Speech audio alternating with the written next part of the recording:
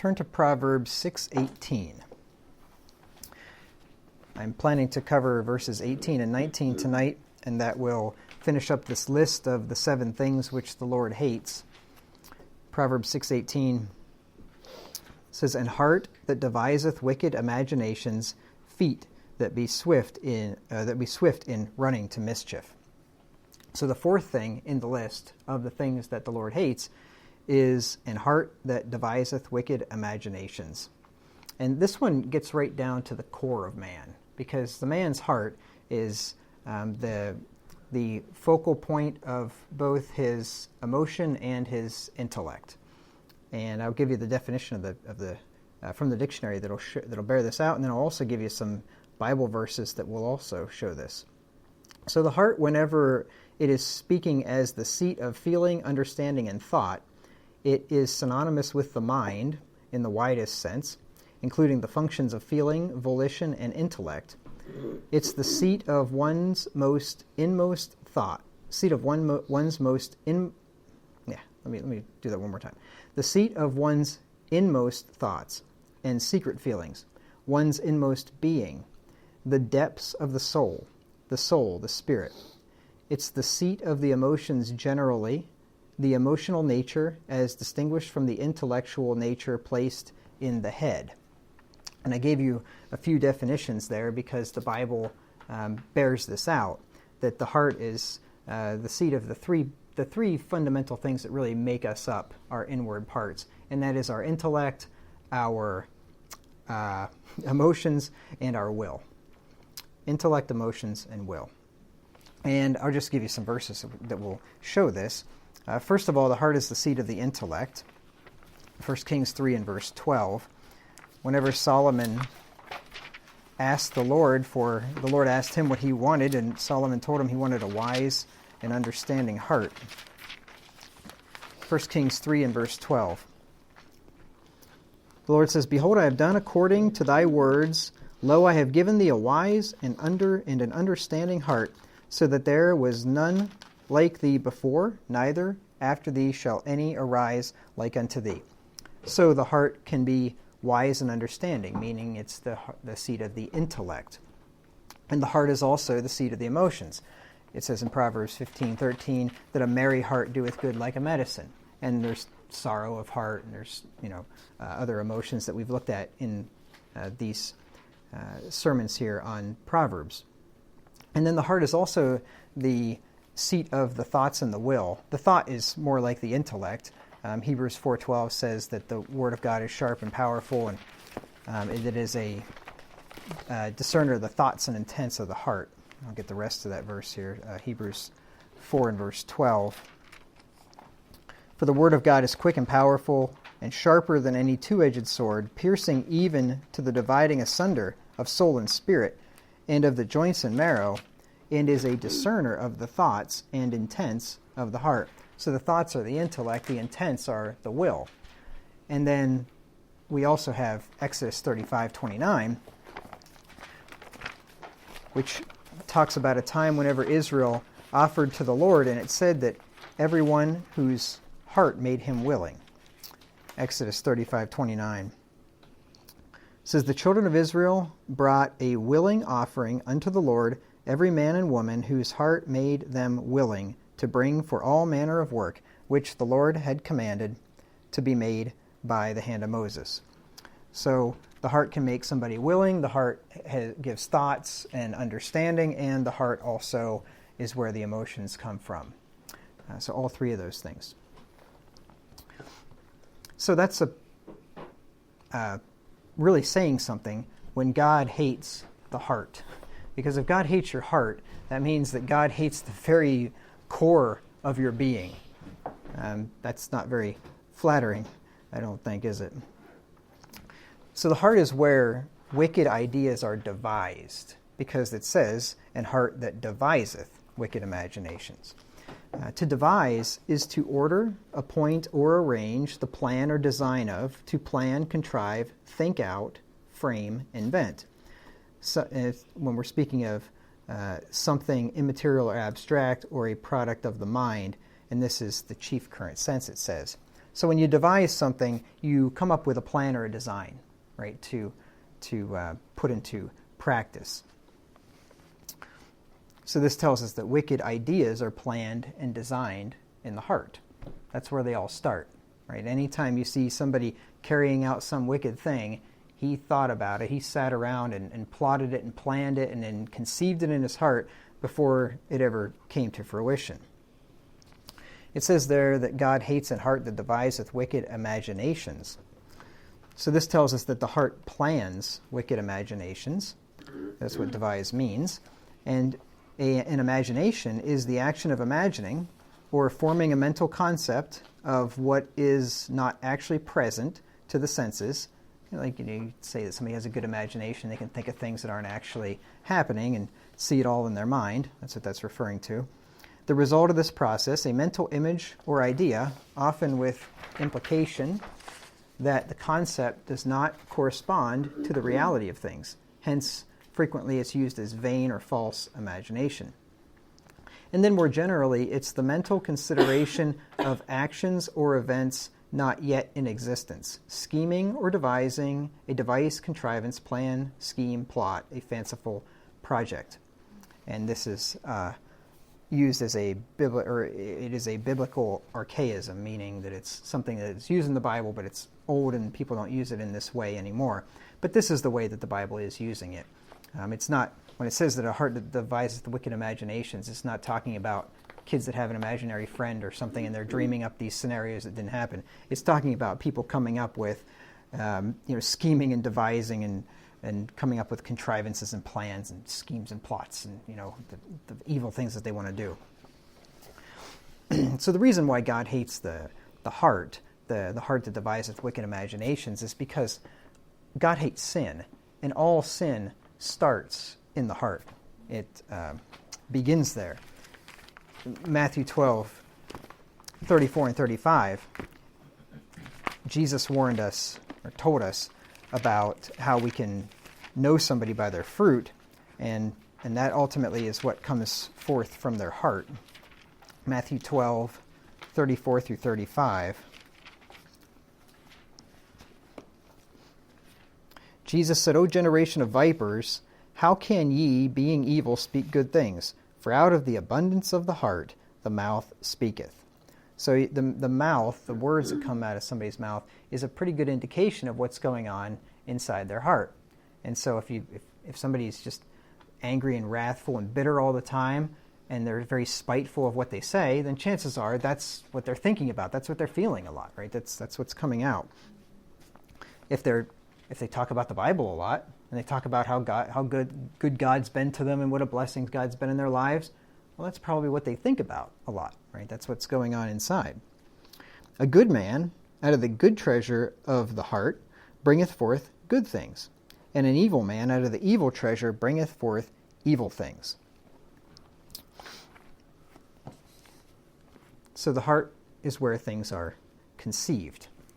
And I'll show you some of the things that are conceived in the evil heart. In Mark 7, in verse 21 through 23. These are some of the wicked imaginations that the heart devises that God hates. This is why God hates that heart that devises wicked imaginations. These are some of the things. For from within, out of the heart of men, proceed evil thoughts, adulteries, fornications, murders, thefts, covetousness, wickedness, deceit, lasciviousness, an evil eye, blasphemy, pride, foolishness. All these evil things come from within and defile the man. So that's why God hates the heart, as you can imagine. If you were God, and remember, God can see the heart. God knows the hearts, right? Jesus knows the hearts of all men. If you could look into somebody's heart and see that the imaginations that they're devising and thinking about, and you see somebody that is having evil thoughts, and then you see him plotting adultery against his wife in his heart, and then you see him plotting fornication, and then plotting the murder of his best friend because he wants his wife to commit adultery with her, whatever, right? And plotting to steal something out of his neighbor's garage when his neighbor's not there. And you see the guy, and he's just filled full of covetousness, and he can't stand the fact that his neighbors and his friends and his family have things that are nicer than his, and he just hates it. And they have the nice house, or he's got the beautiful wife, or he's got all the nice kids, or whatever, and the guy's just filled full of bitterness and envy and hatred and wickedness and deceit. You look in the heart, and you see the guy that is just trying his hardest to deceive people and trick them into thinking that he's something that he's not, and get them to do something that he wants them to. Is this just talking about having it just in your heart, or actually putting it into practice, or both? Well, it starts in the heart, and then it'll come out. Right. That's ultimately what happens. But all these things are conceived in the heart. So this verse really gives us an idea of why God hates a heart that deviseth wicked imaginations. Because if you were God and you could look and you could see that heart, and you could see all the things that are going on in there, you'd hate it too. Right? The thing is, we just don't see it all the time. And then he ponders it, yes. He that doth not he that pondereth the heart consider it. Yes.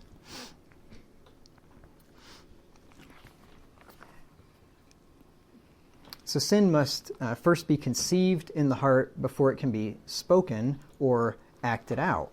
Because if you think about it, how many sins do you think were just committed, what's the word? Not instantaneous.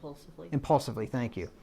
Most of them are not, right? Most times when sin is committed, it's been thought about, it's been planned out, and then it gets executed. One of the prime examples of an heart that deviseth wicked imaginations would be adultery in the heart.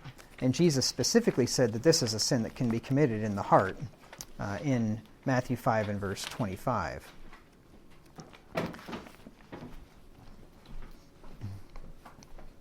Jesus said, "But I say unto you, that whosoever looketh on a woman to lust after her hath committed adultery with her already in his heart." So that is a heart that deviseth wicked imaginations. The man that is thinking about committing adultery with a woman. God hates that. Now, if there's a temptation that fleets across your mind and you put it out immediately, right? Everybody's been tempted with things. Jesus Christ was tempted with things. This is not what Jesus is talking about. Not the fleeting thought that goes out as fast as it goes in because you don't want to think about it. It's the guy that looks at the woman and starts undressing her in his mind, and that's what he's talking about. They're committing adultery with her in his heart. Job said that he had made a covenant with his eyes in Job 31:1. Why then should I think upon a maid? Right? Thinking upon a maid when you're married, and a maid is an unmarried woman, that's a heart that deviseth wicked imaginations. And then in Proverbs 6 and verse 25, it says to lust not after her beauty in thine heart, neither let her take thee with her eyelids. We'll get to that one here in a few weeks probably. So maybe now this makes more sense, this verse that we'll look at here in Jeremiah 17 and verse 9, because we've heard this verse many times, but given the things that we've just seen here from expounding a bit upon that verse in Mark 7, maybe now we can understand why this is said of the heart. Jeremiah 17:9 says, "The heart is deceitful above all things and desperately wicked. Who can know it?" So Jeremiah 17:9. So given the things that we just read there, it's not a far stretch. It's not even an exaggeration to say that the heart is deceitful above all things and desperately wicked.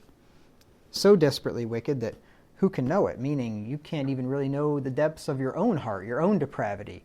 That's why we have to pray that the Lord will keep us from secret sins and bring to light secret sins and keep us from presumptuous sins, because sometimes we don't even know the things that are down inside there, just waiting to come out at the opportune time. So it makes sense why God hates the heart that deviseth wicked imaginations, because the heart is the root and the fount of all sin. It is where it all starts. So it shouldn't be any great surprise. So, Pastor Wagner, yes, God hates the wicked heart, right? But you see, David, who devised evil in his heart, was also called the man after God's own heart. Mm-hmm. So which aspect of David's action actually credit, or how do you say it, like Mhm. merited that label from the Lord that he is the man after his own heart when he himself devised a wicked imagination in his heart. Right. He committed murder. He brought it into action as well. Yeah. So which Well, aspect of So his heart was not acting after God's heart whenever he was doing those things. Right. So there were times in Israel's history when it said that the Lord abhorred his own people.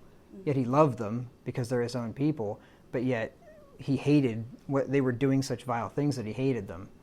Kind of like, a lot of parents probably have loved their kids and hated them at other times whenever they really do something that really makes you mad. God's the same way. And so that's why it could be said that David was a man after God's own heart, having a desire to seek God and a desire for godly things, but yet the flesh got the best of him. And I'm sure God did hate his heart at that time. I mean, that's that. If there's ever a wicked imagination, it's committing adultery and then killing the guy's wife to cover it up, right? So, yeah, that's the flesh lusting against the spirit. Okay. Yeah. All right. Thank you. Mm-hmm.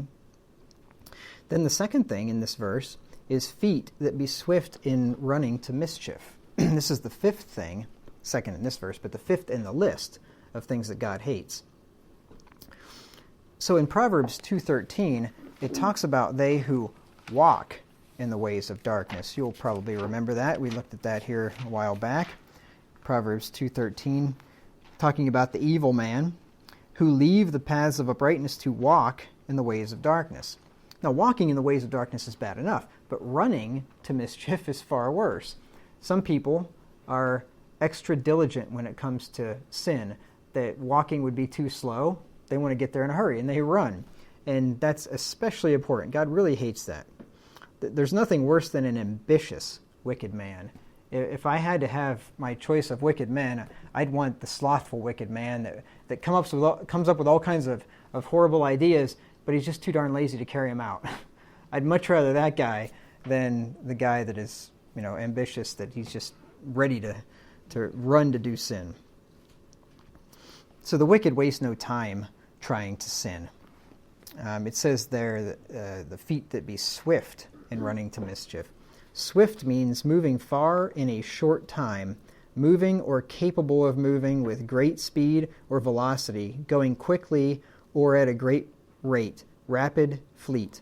Of movement or action regarded as movement or action regarded as movement, taking place or executed at high speed, rapid, quick.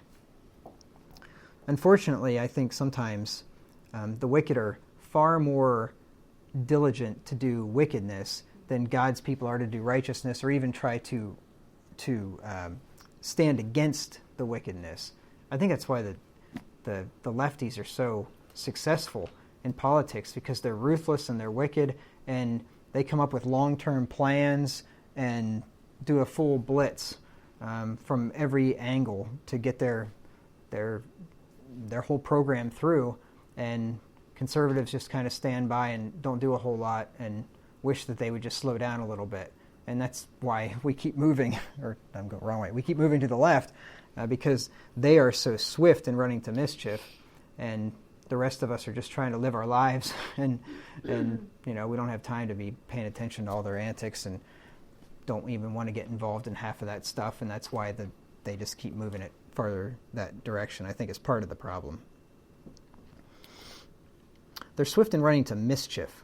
Mischief is harm or evil considered as the work of an agent or due to a particular cause. So when it comes to doing harm and evil, they get right on it. And we're told in Lamentations 4:19, just as an example of people whose feet are swift to running to mischief, these people were persecuting the saints, and Jeremiah said that they were swift in doing so. Lamentations 4:19. He says, "Our persecutors are swifter than the eagles of the heaven. They pursued us upon the mountains. They laid wait for us in the wilderness." And this happened in Jeremiah's day, but then you think about, like, in the Inquisition, whenever the Catholic Church would send out their inquisitors into different countries in Europe, and they would literally chase God's people down through the mountains, and they were very swift in running to mischief.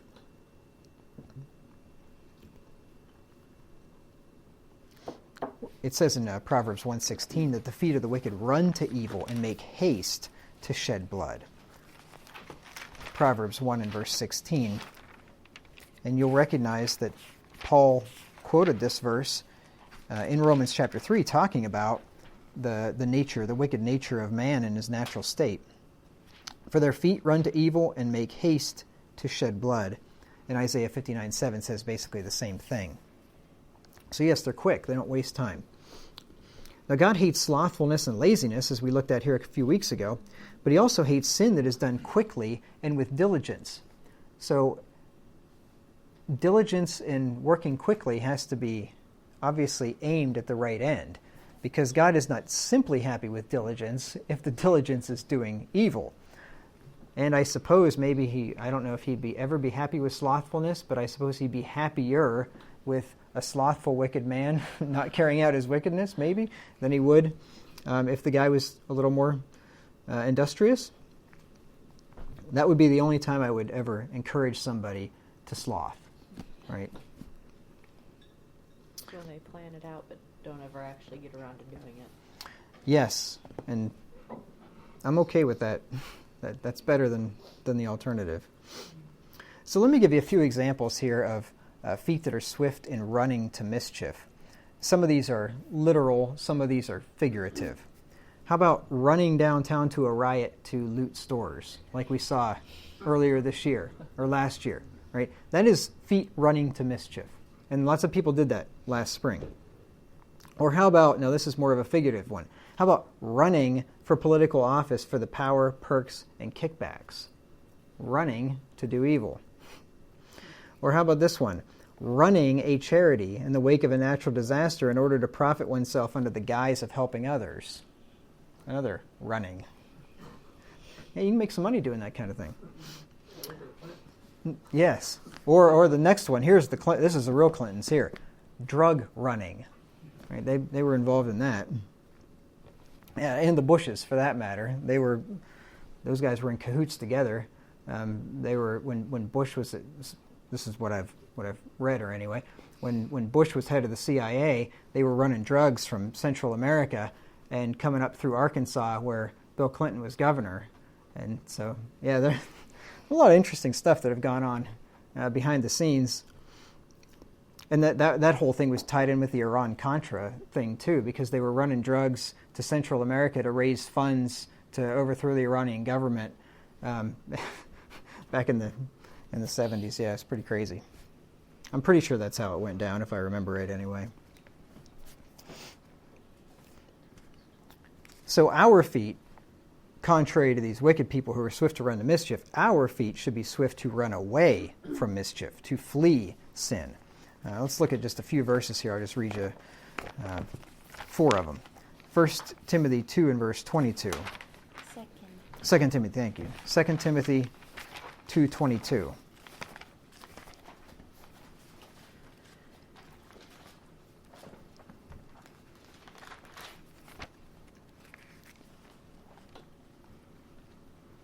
That's why the government started a war on drugs, I think, because they don't want competition.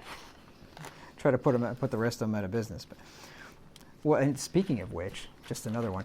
You know, Afghanistan, whenever the Taliban had control of Afghanistan before 9/11, they had pretty much eradicated or greatly diminished the opium trade coming out of Afghanistan, because that's one of the main growers of opium in the world. And as soon as we went into Afghanistan and took out the Taliban, the opium trade kicked right back up into high gear again. And I don't think that was probably coincidental either. So, yeah, it's the bad guys are not the only ones running drugs these days. 2 Timothy 2 and verse 22. It says, "Flee also youthful lusts, but follow righteousness, faith, charity, peace with them that call on the Lord out of a pure heart." So there's the first one, we flee. This is the opposite of running to mischief. It's running away from it. 1 Corinthians 6:18 says, "Flee fornication." 1 Corinthians 10:14 says, "Brethren, flee idolatry." And 1 Timothy